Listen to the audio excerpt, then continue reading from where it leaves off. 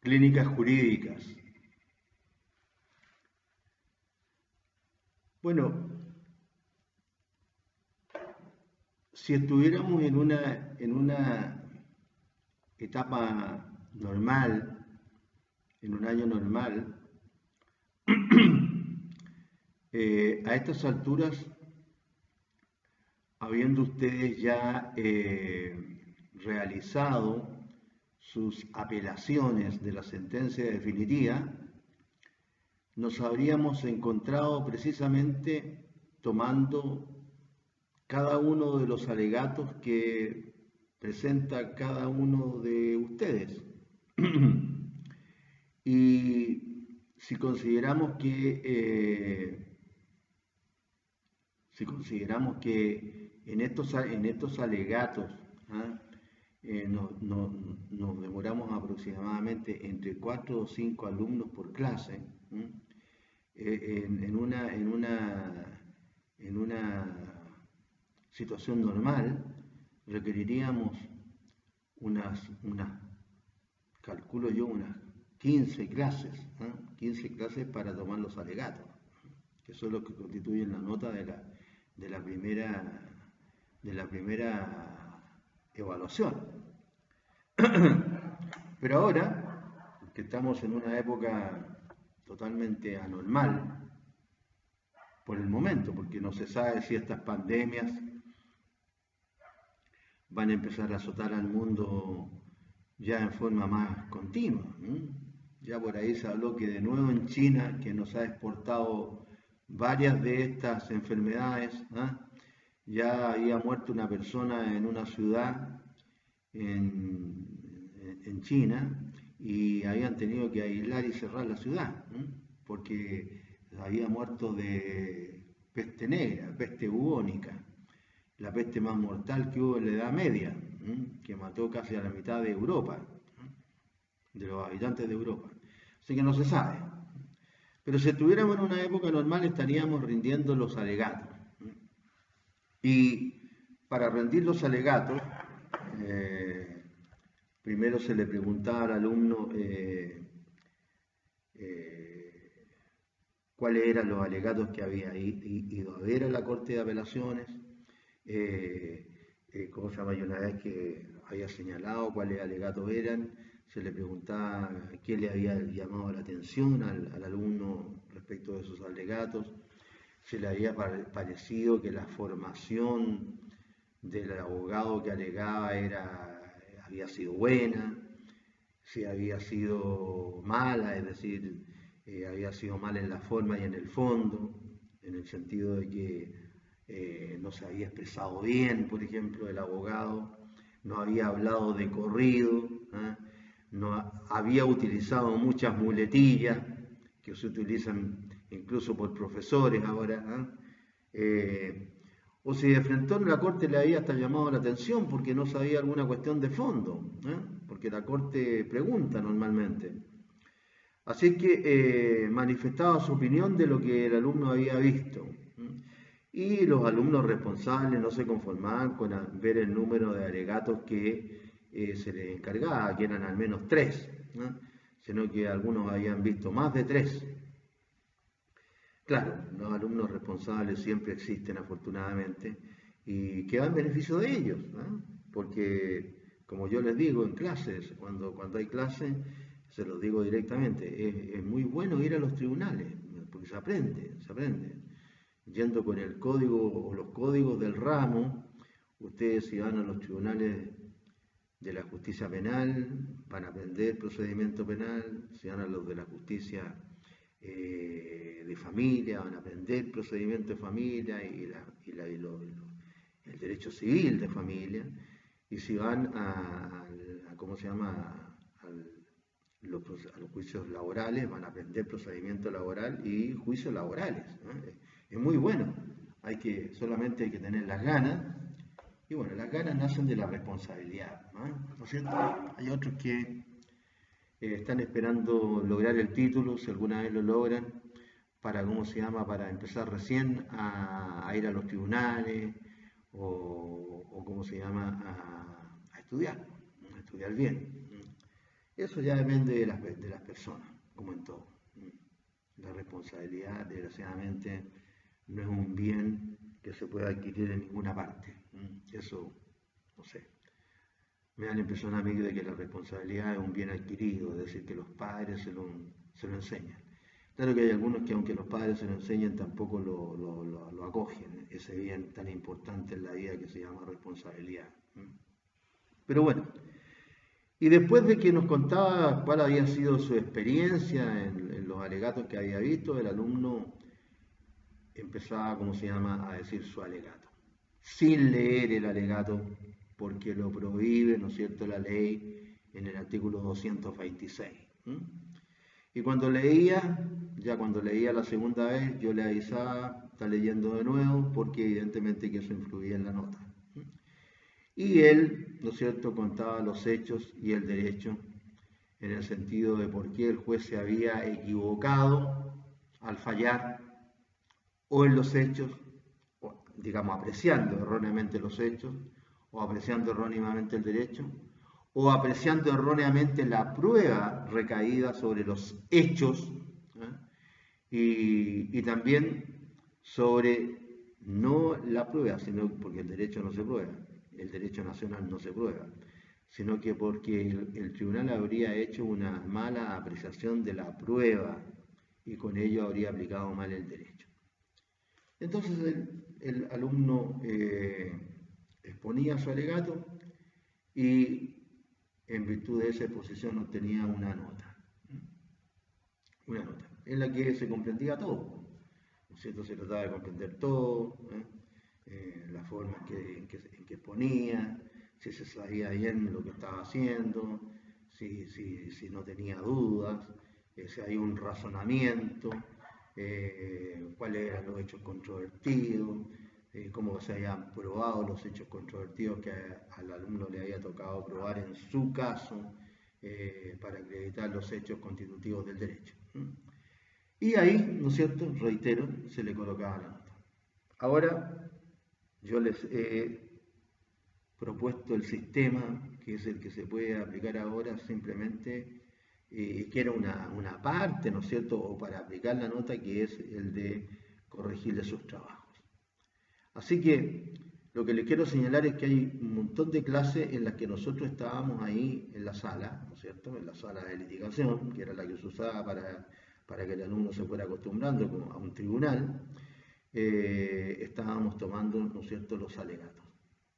Entonces ahora estas clases tenemos que ir cubriéndolas con otras, no con alegatos de ustedes, que es lo interesante, sino que con clases. Con clases en este procedimiento que es escrito, salvo, ¿no es cierto?, los alegatos de la segunda instancia.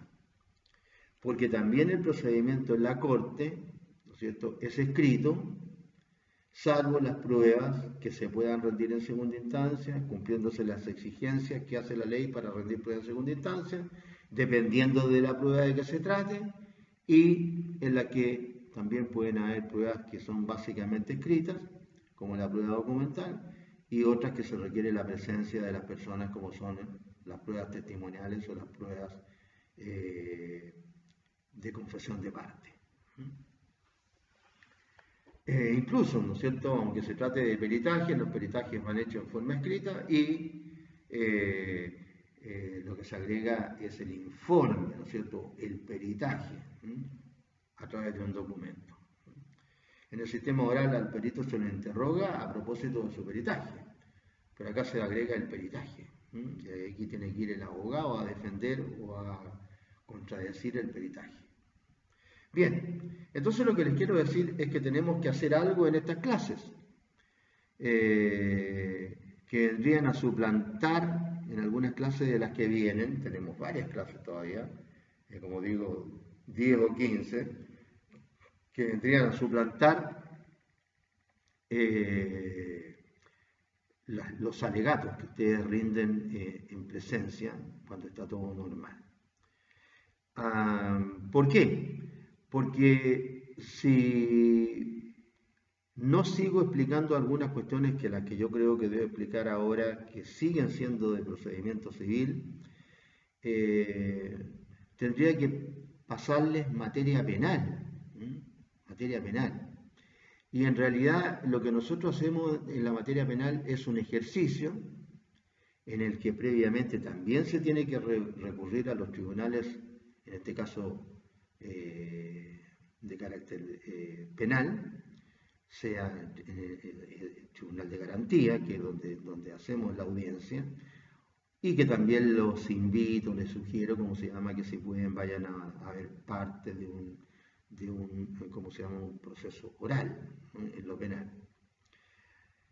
Entonces, nosotros hacemos un ejercicio en materia penal, que es el ejercicio de la audiencia en la que se discute el alzamiento o no de la medida cautelar personal de prisión preventiva. Entonces, nosotros lo que hacemos es básicamente referirnos en ese estadio, como se dice, a esta audiencia, ¿no?, esta audiencia de alzamiento de medida cautelar personal, para lo cual yo tengo que dar muy pocas explicaciones, que básicamente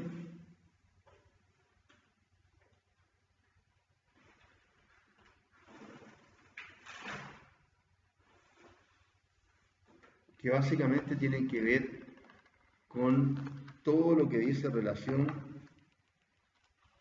con la parte del Código de Procedimiento Penal relacionada con esta medida cautelar personal de prisión preventiva.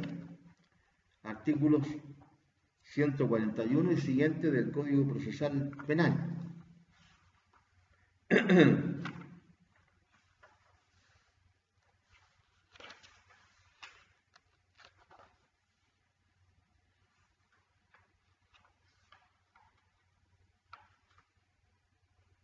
Estoy haciendo un preámbulo para ir explicándole de por qué vamos a ir pasando otras materias para hacer estas clases que en la normalidad de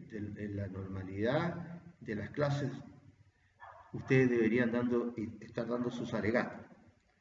Entonces, les estoy explicando que vamos a tener que hacer otras cuestiones de carácter civil, porque si no tendríamos que referirnos al alzamiento de la medida cautelar personal de prisión preventiva, que no requiere tantas explicaciones, ¿eh? Que ahora vamos a dar más explicaciones, pero vamos a tener que cubrir algunas clases con materia civil, para después, ¿no es cierto?, ver cómo vamos a poder hacer la parte de la materia procesal penal, en la que básicamente nos referíamos al artículo 139 y siguientes, es decir, entre el 139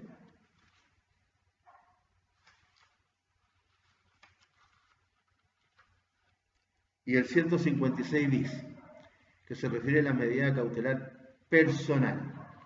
Porque del 157 en adelante se habla de las medidas cautelares reales, es decir, las que tienen aplicación sobre bienes.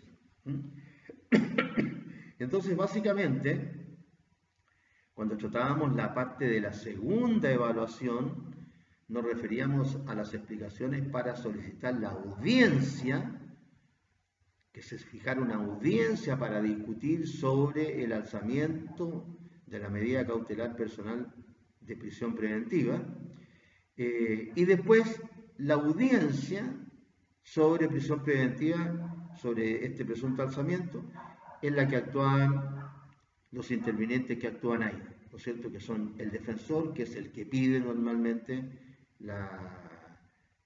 el alzamiento de la medida cautelar personal de prisión preventiva, el fiscal, que o se opone a esa solicitud, y el juez de garantía, que tiene que resolver. Entonces, yo lo que normalmente hago es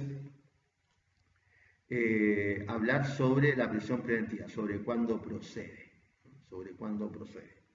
y esta legislación aparece, como dije, en los artículos 139 y siguientes. Y el artículo más importante acá es justamente el artículo 140, que habla de los requisitos para poder decretar la prisión preventiva y para mantenerla. Artículo 140, requisitos para ordenar la prisión preventiva.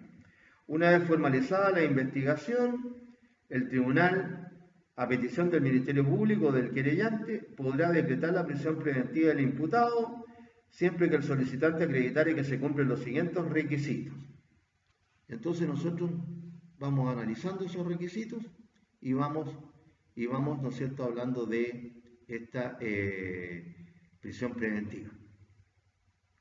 Y entonces se le da un número de delitos a todos los alumnos que son entregados el día de la audiencia para que no sepan de antemano cómo se llama, cuál delito les va a tocar y no tengan todo preparado, eso no tiene ninguna gracia.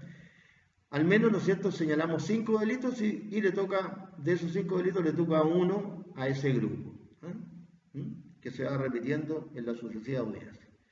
A diferencia de la parte civil, aquí en la parte criminal, en la parte civil participaba solo la persona que daba su alegato sobre la apelación de la sentencia definitiva, mientras que en la parte criminal participaban 3 alumnos, uno como defensor, otro como fiscal y otro como juez de garantía, defendiendo sus respectivas posiciones respecto del caso, para alzar o no alzar la prisión preventiva. Entonces se hacía más rápido esto de tomar, pero también requería alguna clase, porque aunque fueran 3 y no 1, igual por cada clase aquí nos tomábamos más tiempo, entonces se tomaban 3 alumnos, como se llama, por cada clase,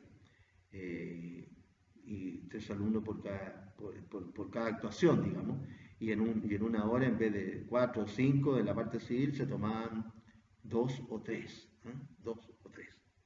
Así que estoy diciendo por qué razón es que ahora voy a tener que hablar respecto de otras situaciones, primero de orden procesal civil, y después voy a seguir con la parte procesal penal. Eso es lo que quiero decir. Así que les digo de antemano que los que se quieran ir preparando para esta actuación en materia penal van a tener que leer entre los artículos 139 y 156 bis del Código Procesal Penal, siendo el artículo 140 el más importante en esta materia, y que establece cuándo una persona se la coloca en prisión preventiva y cuándo se la debe mantener en prisión preventiva, que es muy importante que lo tengan muy claro, primero porque es una materia esencial en materia del curso de ustedes de proceso penal, y después cuando ejerzan la profesión para su propia actuación y para que entiendan o no entiendan por qué los jueces de garantía muchas veces otorgan libertades cuando la ley se los está prohibiendo precisamente. Incluso, ¿no es cierto?, los jueces utilizan fundamentos que en el fondo no son fundamentos legales, son fundamentos de otro tipo, como por ejemplo que las cárceles están atestadas o hay muchos reclusos en las cárceles, que no es una cuestión que esté considerada por el Código para otorgar un alzamiento de la prisión preventiva. Ese es un problema que tiene que resolver el Ejecutivo, construyendo más cárceles, cambiando la ley, etcétera, etcétera, pero no el juez. El juez no puede decir, oiga, mire, yo me salto el artículo 140 y entonces voy a otorgar el alzamiento de la prisión preventiva. Bien, ¿se entiende lo que estoy tratando de hacer, no es cierto? Correcto. Entonces, como un corolario de este procedimiento civil ordinario de mayor cuantía, ya habiendo hablado de lo que es el alegato en segunda instancia, vamos a tener que hablar de lo que vendría a ser, ¿no es cierto?, la prosecución de ese mismo juicio. Pero una vez que ya se ha dictado la sentencia de segunda instancia, es decir, ustedes apelaron alegaron, en teoría, y tienen entonces ahora la sentencia del Tribunal de Alzada, ¿no? Del Tribunal de Segunda Instancia. Tribunal que, ¿cómo se llama? El tribunal que ratificó la sentencia o revocó la sentencia. Y entonces viene un proceso, ¿no es cierto?, de qué pasa con esa sentencia ejecutoriada. ¿Qué pasa con esa sentencia ejecutoriada? ¿Qué pasa con la actuación del demandante y qué pasa con la actuación del demandado? En estos tres casos que ustedes, ¿no es cierto?, están tramitando. ¿Qué sigue haciendo el demandante y qué sigue haciendo el demandado? De eso es de lo que vamos a hablar ahora y seguramente que en las próximas clases vamos a seguir hablando de otros procedimientos siempre civiles. Y todo dependiendo de cuándo, si va a haber o no va a vacaciones de invierno, si va a haber recesos, si va a haber, etcétera, etcétera. No se sabe nada hasta el momento. Entonces quiero que ustedes tengan claro lo que yo les estoy explicando, porque siempre me gusta a mí que todo sea así, claro y transparente.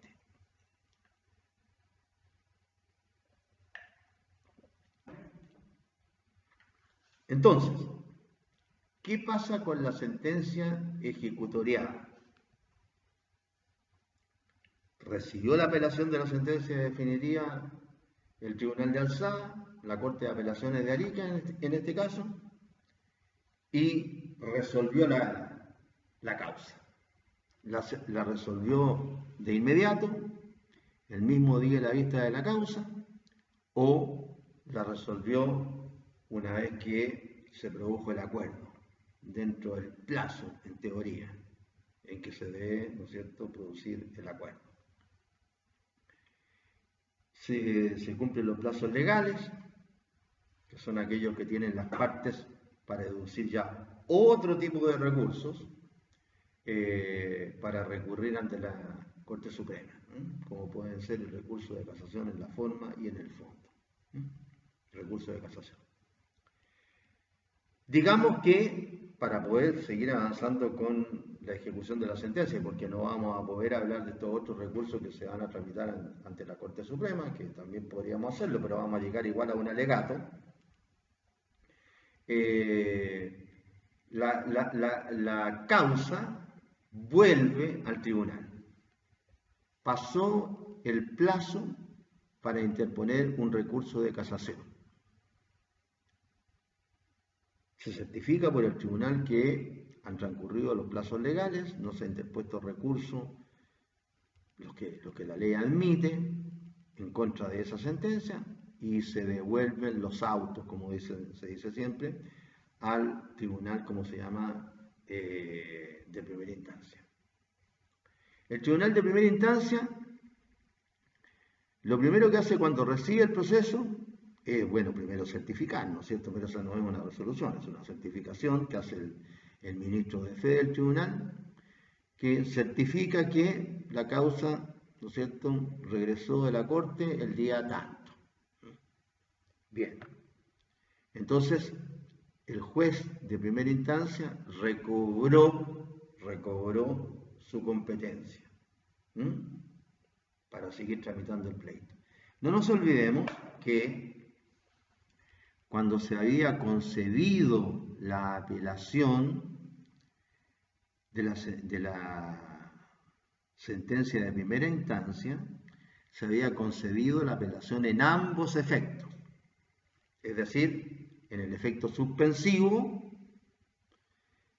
ya no tenía competencia el tribunal inferior para seguir conociendo el recurso, y en el efecto devolutivo se le confería competencia a la Corte de Apelaciones para que conociera el recurso. Bien, al volver entonces la causa al tribunal de origen, primera instancia, recobra la competencia el juez de primera instancia. Esa competencia que quedaba suspendida, la recobra. Sigue de nuevo con su competencia. Sigue tramitando el juicio. ¿Qué es lo que hace entonces ¿Qué es lo que hace el demandante? Si el demandante obtuvo en el pleito, o sea, le dieron la razón en el pleito, entonces el demandante va a proceder a hacer lo que vamos a explicar en esta clase, o en la que viene, si no alcanzamos. Es decir, va a pedir ante ese mismo tribunal el cumplimiento de la sentencia con citación. Vamos a ver en las explicaciones que vamos a dar a continuación que puede pedirse el cumplimiento de la sentencia ante el mismo tribunal que la dictó o ante otro tribunal. Bien. Normalmente lo que hacen los abogados es pedirle ante el mismo tribunal, porque van a perder tiempo esperando un plazo para ir a otro juzgado, ¿no es cierto? Bien. Pero puede que no le hayan dado la razón al demandante, puede que le hayan dado la razón al demandado. Entonces, ¿qué es lo que va a hacer el demandado acá? Normalmente al demandado, ¿no es cierto?, si es que nosotros nos tramitamos la acción reivindicatoria por las razones que le dije en su momento, entonces el demandado normalmente, si no hay una acción reivindicatoria que haya sido acogida, el demandado lo único que va a poder cobrar son las costas del juicio, las costas procesales y las costas personales. Se supone que el demandado, si le dieron la razón en el juicio, ya pidió que le tasaran las costas personales y personales en la corte, las cortes de segunda instancia. Y cuando vuelve ahora a primera instancia, ¿no es cierto?, va a pedir que le tasen las costas procesales y personales de primera instancia. Entonces el demandado lo que va a poder cobrar son las costas. Las costas. No le dieron la razón al demandante, se la dieron al demandado, cobra las costas. Por eso es que hay que preocuparse de ser un litigante diligente.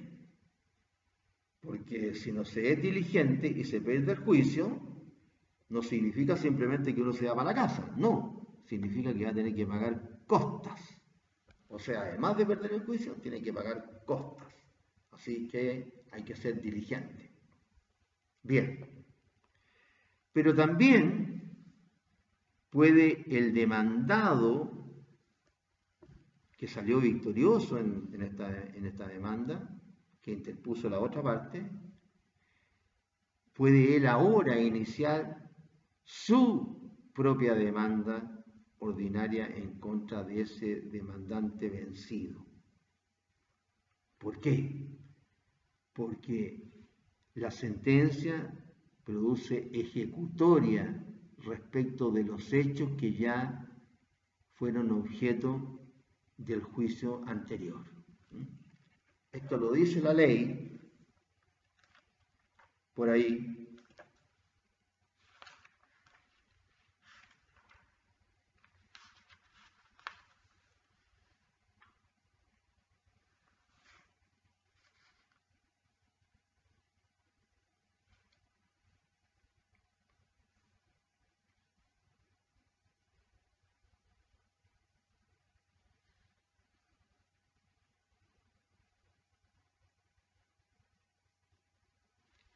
En el 178 dice la ley: en los juicios civiles podrán hacerse valer la sentencia dictada en un proceso criminal siempre que condenen al procesado. Pero antes habló, ¿cómo se llama?, la ley de que las sentencias definitivas o interlocutorias firmes producen la acción o la excepción de cosa juzgada.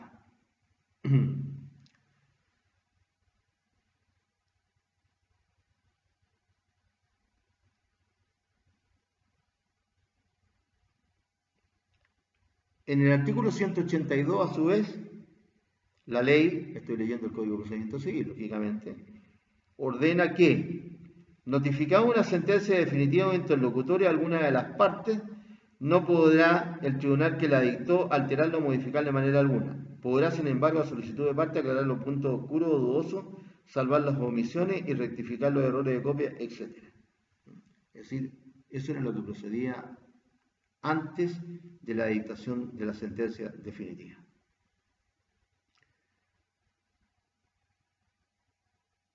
Y hay alguna serie de artículos relacionados con las posibilidades que tiene el demandado cuando ha obtenido en el juicio, como por ejemplo lo que dice el artículo 173 en relación con la devolución de los frutos o la indemnización de los perjuicios, etcétera, etcétera.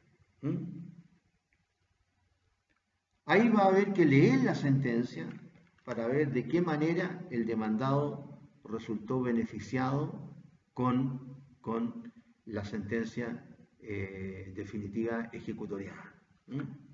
Incluso van a haber hechos, ¿no es cierto?, hechos que no va a haber necesidad de discutir de nuevo porque ya fueron declarados como tales, como acreditados en la sentencia anterior.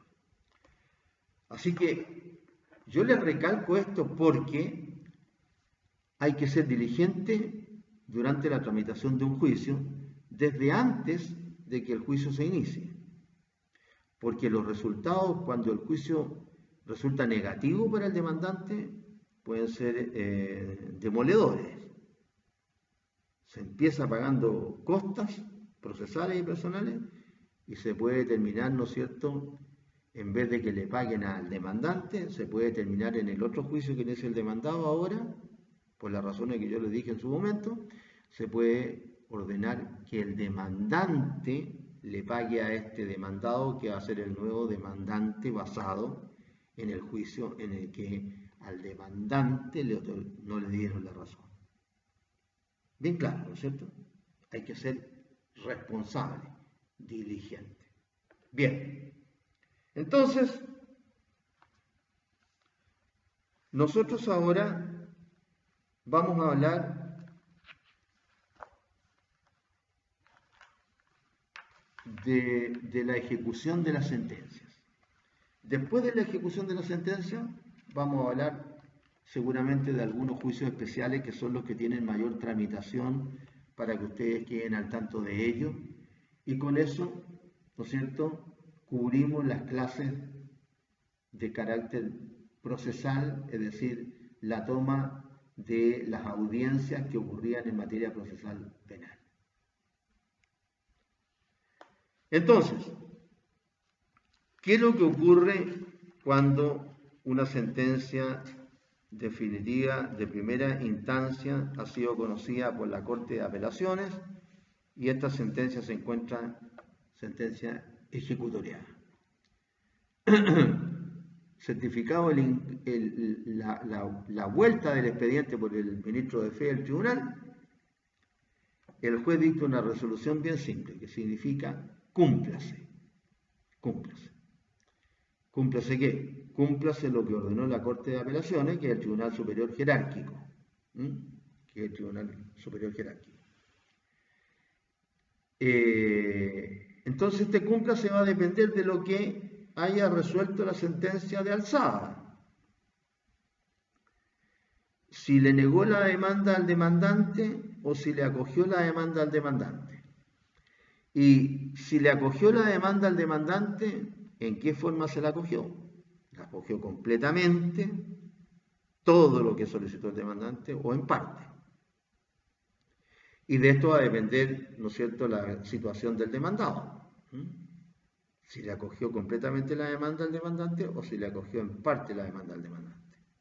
O si le rechazó completamente la demanda al demandante. Es decir, de lo que resuelva la Corte, ¿no es cierto?, depende la actuación de demandante y, consecuencialmente, de demandado. Bien. Ahora, en lo que vamos a estudiar ahora y vamos a plantear el escrito, porque siempre terminamos con un escrito, ¿no es cierto?, es que la legislación se coloca en el caso de que el Tribunal Superior acoja las pretensiones del demandante.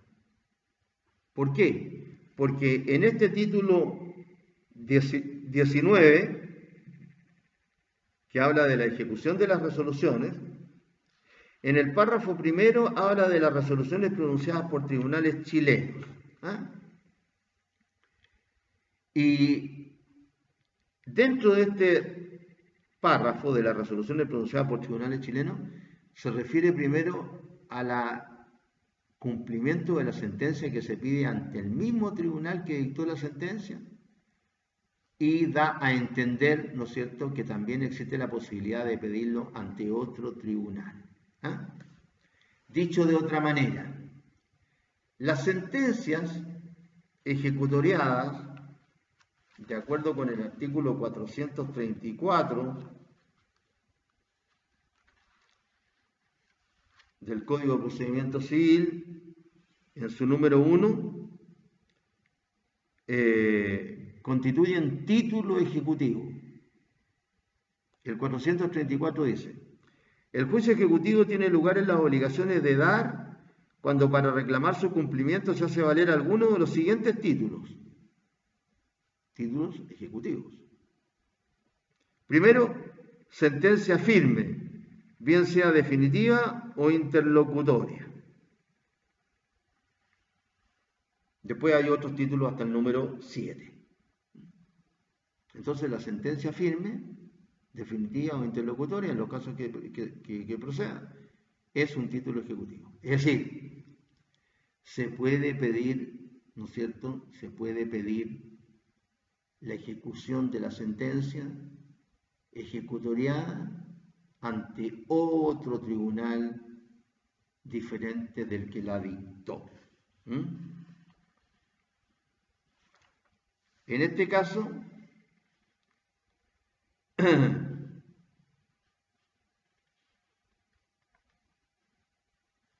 el plazo que tiene el demandante ejecutivo ahora, ¿no es cierto?, que dijo voy a ir a pedirle a otro tribunal, tiene, según el artículo 442, tiene 3 años contados desde que la obligación se haya hecho exigible. Es decir, desde el cúmplase de la sentencia de primera instancia. Tiene ese plazo. Si va a otro tribunal, tiene 3 años contados desde que la ejecución se hizo exigible. Pero si va al mismo tribunal, tiene un plazo más breve. Claro, no tiene que hacer nada, pues si va a seguir en el mismo juicio, va a seguir presentando sus escritos en el mismo juicio. Ahora de manera virtual o como ustedes quieran, pero en el mismo juicio. Y entonces ahora el plazo es menor, es de 1 año. 1 año. Cuando es en el mismo juicio, es de 1 año. Es decir, doy explicaciones paralelas para que ustedes vayan ya de antemano, ¿no es cierto?, adquiriendo conocimientos distintos sobre distintas cosas. Entonces, de lo que vamos a hablar ahora es de un escrito que debería presentar el demandante cuando obtienen su demanda, de un escrito que debería presentar el demandante, que se suma cumplimiento de la sentencia con citación, o, colocan otro, solicita cumplimiento de la sentencia con citación, con la frase que ustedes quieran, con citación. Entonces, acá estamos solicitando la ejecución del fallo ejecutoriado ante el mismo tribunal que lo dictó. Sobre esto es que vamos a leer algunas resoluciones y vamos a ver qué es lo que pasa con la otra parte, con el ejecutado. El ejecutado, una vez que solicitan el cumplimiento de la sentencia con citación y se lo notifican, no puede hacer nada o todavía tiene alguna chance, puede poner alguna excepción. Porque en esta ejecución de la sentencia ante el mismo tribunal que dictó la sentencia y que ya está ejecutoriada, se empieza a producir una especie de juicio ejecutivo, en el solo entendido de que también puede oponer algunas excepciones. Puede, si se dan ciertos requisitos. Claro, ahora la ley acá es más estricta. No puedo poner las excepciones como antes, que simplemente decía que oponía las excepciones y después rendía la prueba. Ahora ya tiene que acompañar antecedentes, que eso es lo que exige la ley, bien específicos para poder oponer las excepciones. Y en algunos casos se exigen más antecedentes para oponer ciertas excepciones. Bien, entonces vamos a hablar del cumplimiento de la sentencia. Es decir, vamos a hablar de los artículos 231 hasta el 241. Hasta el 241.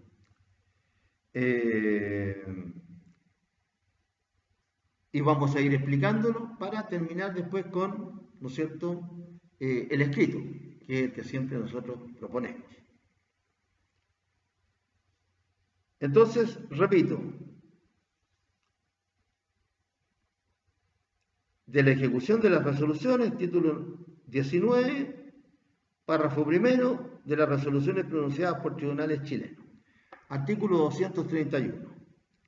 La ejecución de las resoluciones corresponde a los tribunales que las leyes que las hayan pronunciado en primera o en única instancia. Se procederá a ella, ¿a qué? A la ejecución de la resolución, de la sentencia ejecutoriada. Una vez que las resoluciones queden ejecutoriadas o causen ejecutoria en conformidad a la ley. Es decir, básicamente aquí estamos aplicando el artículo 174, que señala cuándo una resolución está ejecutoriada. Es decir, ustedes eso tienen que saber. Inciso segundo del artículo 231. No obstante, los tribunales que conozcan de los recursos de apelación, casación o revisión ejecutarán los fallos que dicten para la sustanciación de dichos recursos. Podrán también decretar el pago de las costas adeudadas a los funcionarios que hayan intervenido en ellos, reservando el de las demás costas para que sea decretado por el tribunal de primera instancia. Para el tribunal de primera instancia.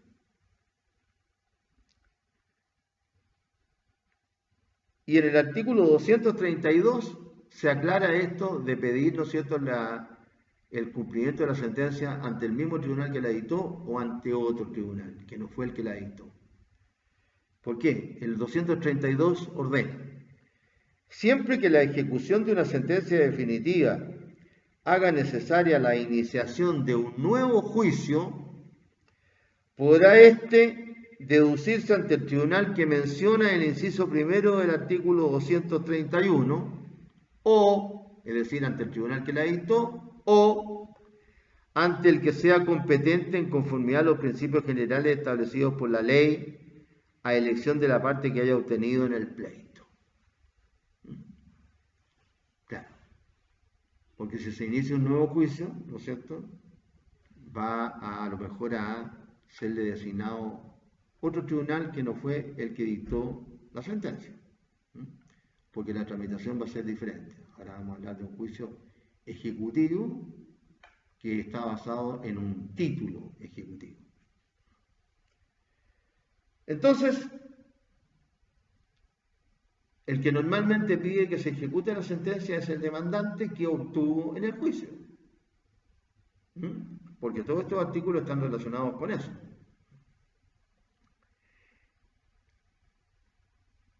En el artículo que viene, en el 233, se señala cuál es el plazo que tiene que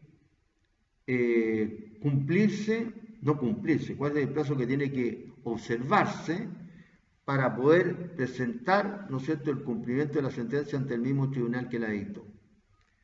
233.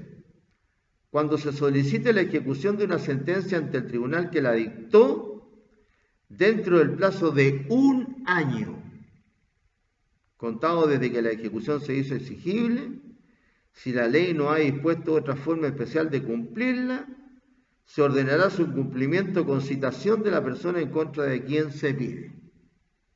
Por eso es que el escrito se denomina cumplimiento de la sentencia con citación. ¿Por qué? Porque así lo señala la ley. Se ordenará su cumplimiento con citación de la persona en contra de quien se pide. Y sigue el artículo. Esta resolución se notificará por cédula al apoderado de la parte. El ministro de fe que practique la notificación deberá enviar la carta certificada que establece el artículo 46 tanto al apoderado como a la parte. A esta última, la carta deberá remitirse al domicilio en que se le haya notificado la demanda. En caso que el cumplimiento del fallo se pida contra un tercero, este deberá ser notificado personalmente. El plazo de un año se contará en la sentencia que ordene prestaciones periódicas desde que se haga exigible cada prestación o la última de las que se cobre. Bien. El demandante entonces tiene un año para presentar su solicitud de cumplimiento de la sentencia con citación a contar desde que ésta se haya hecho exigible. ¿Cuándo se hizo exigible la sentencia? Cuando transcurrieron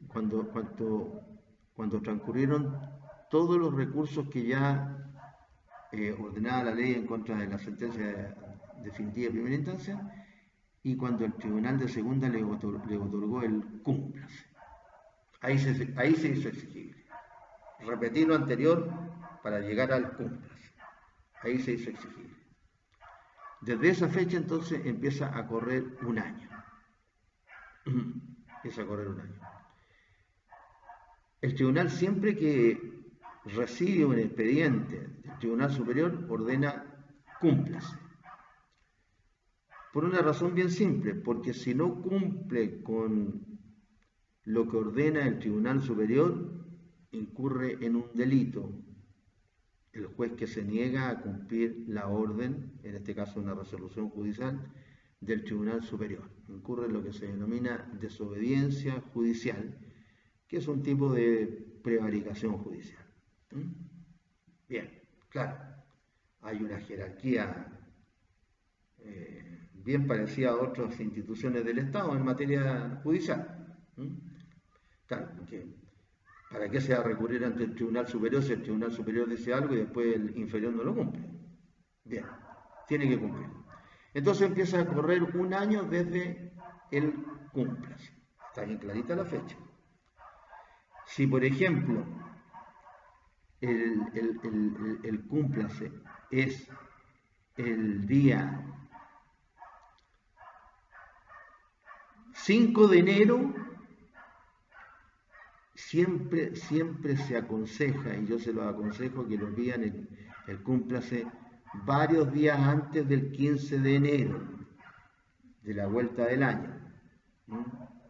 No lo pidan el mismo 14 de enero, el día anterior, no, lo pedían antes del cúmplase, sí, porque después puede salirle a alguien ahí con una doctrina, ¿no es cierto?, que diga que las resoluciones solo producen sus efectos una vez que han sido notificadas en conformidad a la ley.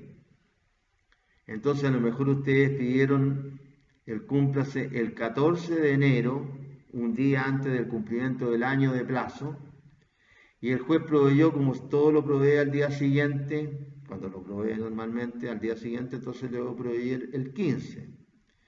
Y usted tiene que obtener que el tribunal le permita, ¿no es cierto?, hacer la notificación. Entonces tiene que hacerse la notificación que seguramente va a ser el 16. Entonces ahí la otra parte va a poder interponer a lo mejor alguna excepción de las que puede oponer o alegar un incidente. Mire, no notificaron dentro del plazo. Porque la ley dice dentro de un año y se entiende que un año, una vez que tomó conocimiento de la resolución, que es el cúmplase, etcétera. En el fondo, evítense problemas, siempre. Permiso.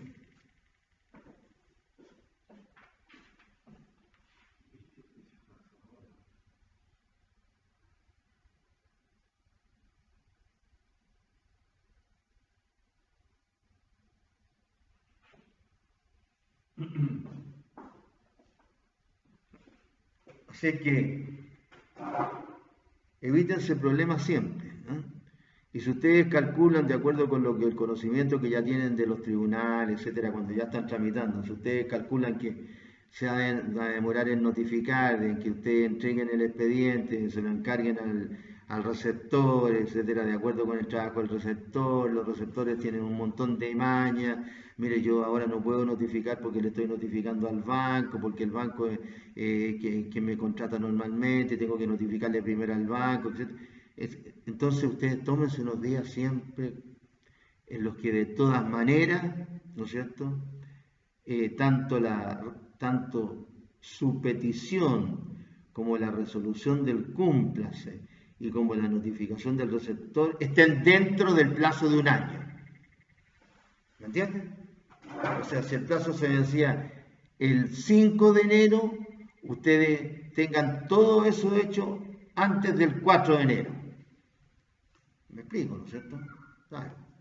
Porque hay tantas teorías, hay tanta jurisprudencia que de repente hay fallos que dicen una cosa, fallos que dicen otra, etcétera, que puede el juez también resolver cualquier cosa, cualquier cosa. Y ustedes en los juicios no tienen que crearse problemas, menos problemas procesales que pueden evitar. Bien. Normalmente, ¿qué es lo que ocurre?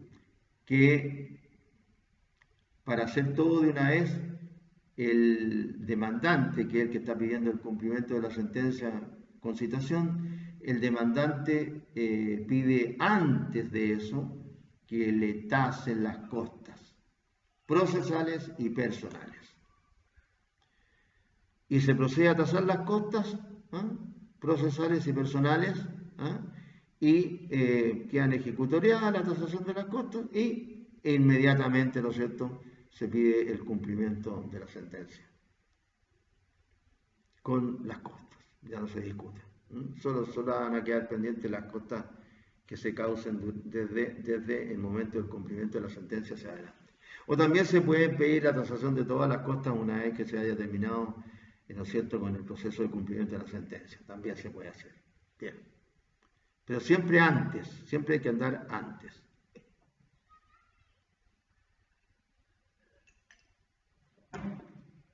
Siempre hay que andar antes, no atrasado, porque a veces se pueden crear problemas tremendos, jurídicos. Bien, entonces, no se olviden además que ustedes tienen a su parte detrás de ustedes, ¿no? La parte supo que usted les indicó que le habían dado la razón en el juicio, entonces la parte quiere ejecutar la sentencia lo más rápido posible. Normalmente la parte necesita, como se llama, de lo que se haya otorgado en esa sentencia. Así que ustedes tienen que hacerlo lo más rápido posible. Se ordenó el cúmplase, solicitaron el cumplimiento de la sentencia con citación,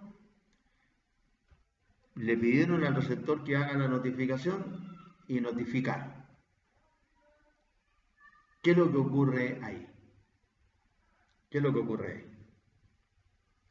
En ese caso, el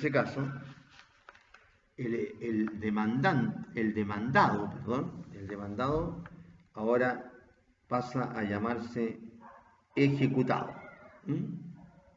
Pasa a llamarse ejecutado. Pero ese ejecutado, que antes era demandado, mientras no se dictó la sentencia definitiva en su contra, ¿ya está listo para que lo ejecuten o todavía puede hacer algo? Bueno, la ley dice, en el artículo 234, que la parte vencida solo podrá oponerse alegando alguna de las excepciones siguientes. O sea, cuando se pide el cumplimiento de la sentencia ante el mismo tribunal que la dictó, solo puede la parte vencida oponerse alegando alguna de las siguientes excepciones. Y las señala la ley. Algunas coinciden con las que señala el artículo 434 del Código de Procedimiento Civil respecto del juicio ejecutivo, pero otras no. y tampoco coinciden respecto del acompañamiento de los antecedentes. Tampoco coinciden, porque el ejecutado en el juicio ejecutivo que se inicia con un título ejecutivo que puede ser una sentencia ante otro tribunal, tiene también un plazo para oponer excepciones, que el plazo normal son 4 días, que se puede aumentar conforme la tabla de emplazamiento. Pero en ese caso la ley señala una serie de excepciones, algunas de carácter procesal y otras de carácter civil. Entonces acá hay algunas excepciones que no son las mismas del Código de Procedimiento Civil respecto del juicio ejecutivo. ¿Cuáles son las excepciones? ¿Cuáles son las excepciones que puede oponer el ejecutado en el juicio ejecutivo ante el mismo tribunal que rechazó sus pretensiones? Pago de la deuda, remisión de la deuda, concesión de espera o prórroga del plazo, novación, compensación, transacción, la de haber perdido su carácter de ejecutoria, sea absolutamente o con relación a lo dispuesto en el artículo anterior, la sentencia de que se trate de cumplir. La del artículo 464 número 15, la del artículo 464 número 15, la pérdida de la cosa debida, y la del artículo 534, la imposibilidad absoluta para la ejecución de la obra debida. Esas son las excepciones que exclusivamente puede oponer el ejecutado.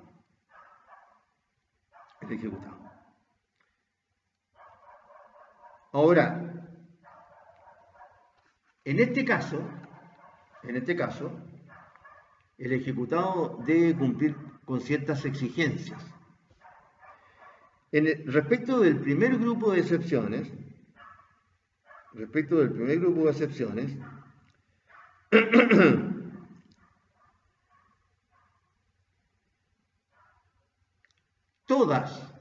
todas requieren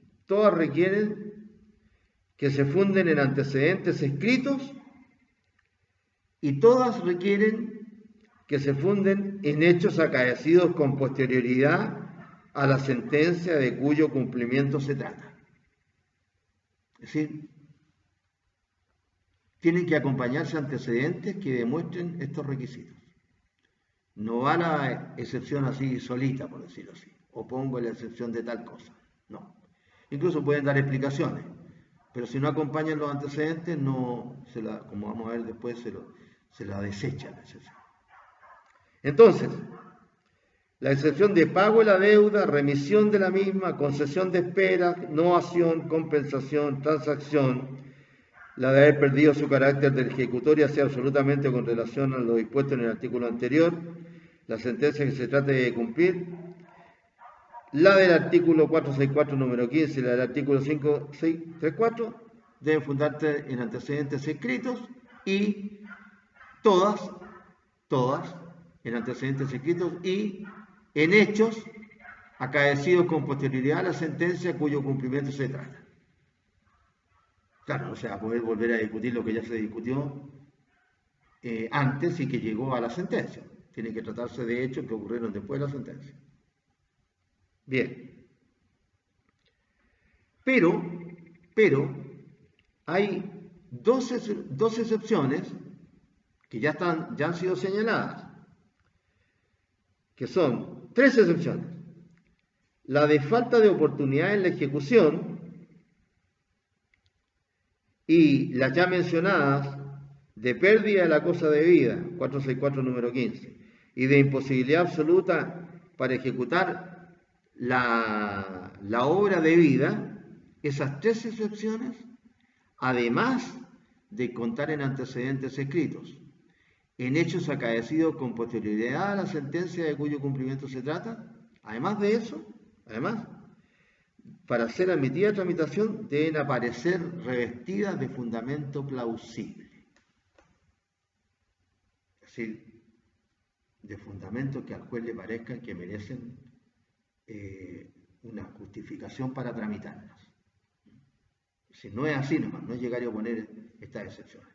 Claro, porque si no, se volvería otra vez a otro juicio. Y se trata de darle la oportunidad al demandado, en este caso, que se oponga al cumplimiento, pero con limitaciones. No es lo mismo que en el juicio que originó la sentencia. Estas excepciones. Ahora tienen que cumplir con ciertas exigencias.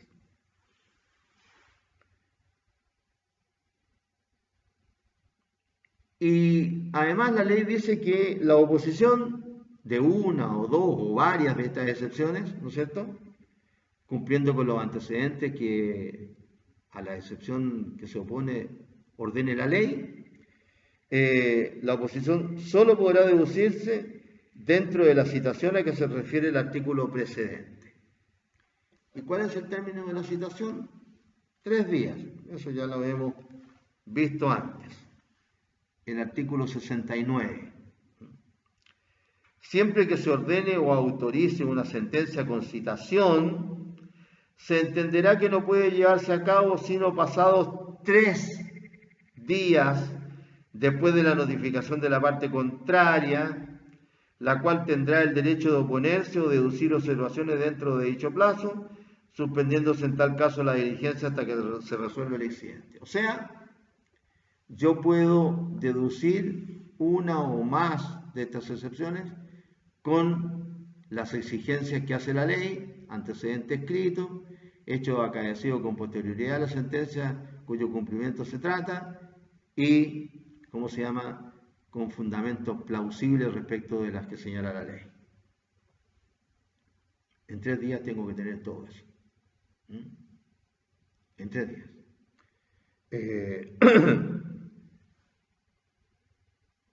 Esto significa que uno se tiene que haber preparado con anticipación, porque se trata de hecho acaecido con posterioridad a la sentencia cuyo cumplimiento se trata, que es la sentencia ejecutorial. Así que si ustedes, por ejemplo, llegaron a una transacción, tienen que tener el documento que acredite la transacción. Pues ahí tienen ya 2 elementos de inmediato, vendría a ser lo más fácil. O si han pagado por consignación, o si le remitieron la deuda, qué sé yo. Tienen que tenerlo de antemano.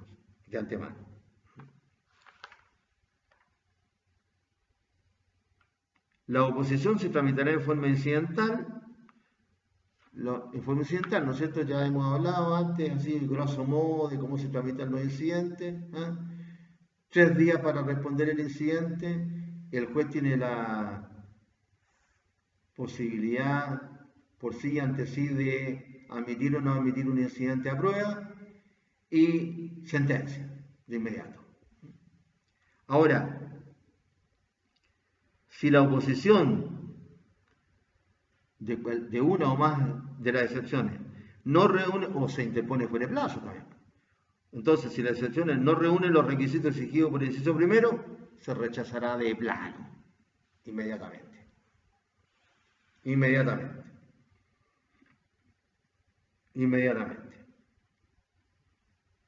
Claro, puede haber un incidente, ¿no es cierto?, de acuerdo con el artículo 80, que lo dice la ley.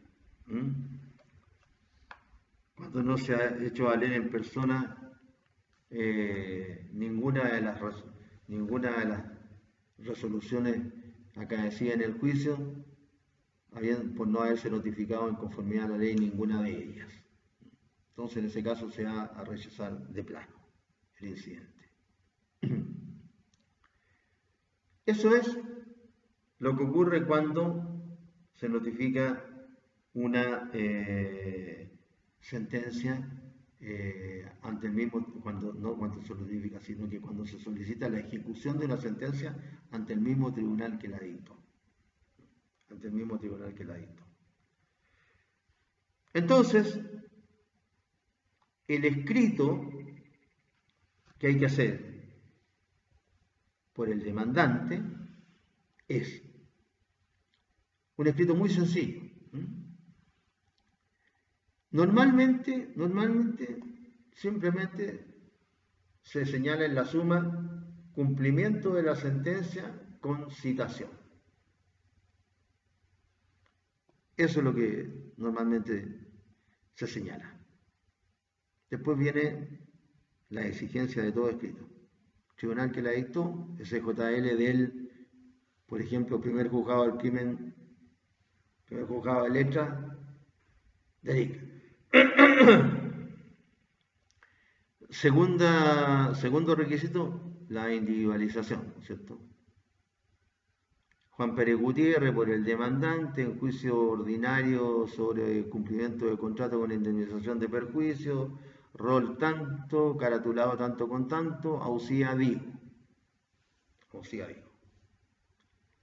Y normalmente se coloca que encontrándome dentro del plazo, con lo que ustedes dan a entender, ¿no es cierto?, que están dentro del año, que como les digo, no se esperen exactamente el año, sino que notifíquenlo bastante antes, bueno, pídanlo bastante antes y notifíquenlo bastante antes, que encontrándome dentro del plazo que señala la ley, solicito el cumplimiento con citación de la sentencia ejecutoriada de fecha tanto, si quieren le agregan de la sentencia definitiva ejecutoriada de fecha tanto, ¿no es cierto?, que ordenó, y colocan la parte resolutiva de la sentencia. Colocan la parte resolutiva de la sentencia. Si quieren la copian. Es decir, copian una especie de síntesis de lo que ordenó la de primera con la de segunda, para dar a entender cuál es el contexto exacto de lo que ordenaron las dos sentencias. Porque puede que la sentencia de segunda instancia le haya hecho un agregado a la de primera, un agregado corto, entonces le copian el agregado corto. Puede que haya agregado más cosas. Por ejemplo, si la sentencia de primera instancia no acogió la indemnización de perjuicio por daño por lucro cesante, y a lo mejor la sentencia de segunda instancia sí acoge el lucro cesante y señala cuánto es el lucro cesante y por qué ítem, etcétera. Entonces ustedes copian, para que quede clarito. Y en el petitorio, ¿no es cierto?, lo que se solicita, por tanto, ruego usía, en mérito de lo expuesto, en mérito de lo expuesto, ahí ustedes copiaron la sentencia, ¿no es cierto?, etcétera, y lo dispuesto en los artículos, y normalmente se señalan los artículos que hablan sobre la ejecución de la sentencia, empezando por el 231, ante el mismo tribunal que la dictó, que se repite en el 233. Normalmente se coloca el 233 nomás. 233 y siguiente del Código de Procedimiento Civil, por tanto, como digo, sirve a su silla en mérito de lo expuesto, y artículo 233 y siguiente del Código de Procedimiento Civil,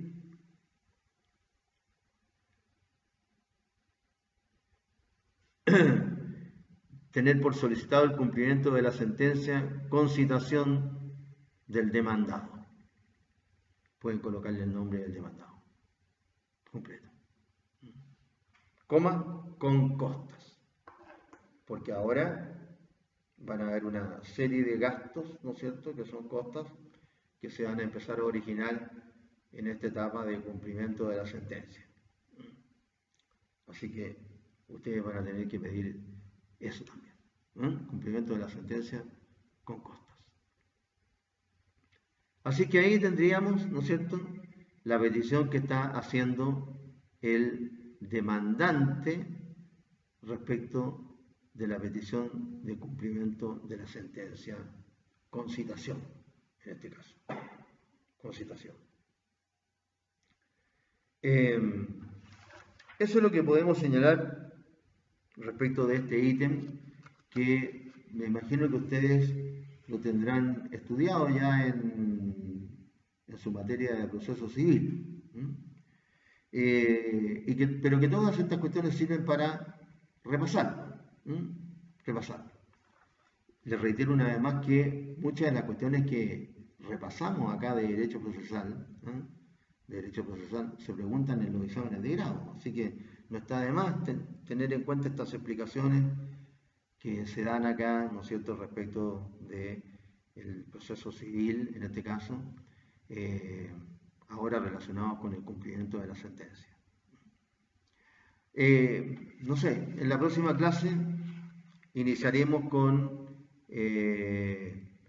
la otra parte de esto, que es, ¿no es cierto?, hablar algo sobre el escrito de excepciones que puede oponer el demandado, que ahora se llama ejecutado. Bien, con esto entonces, estimados alumnos, terminamos esta clase. Sigan cuidándose.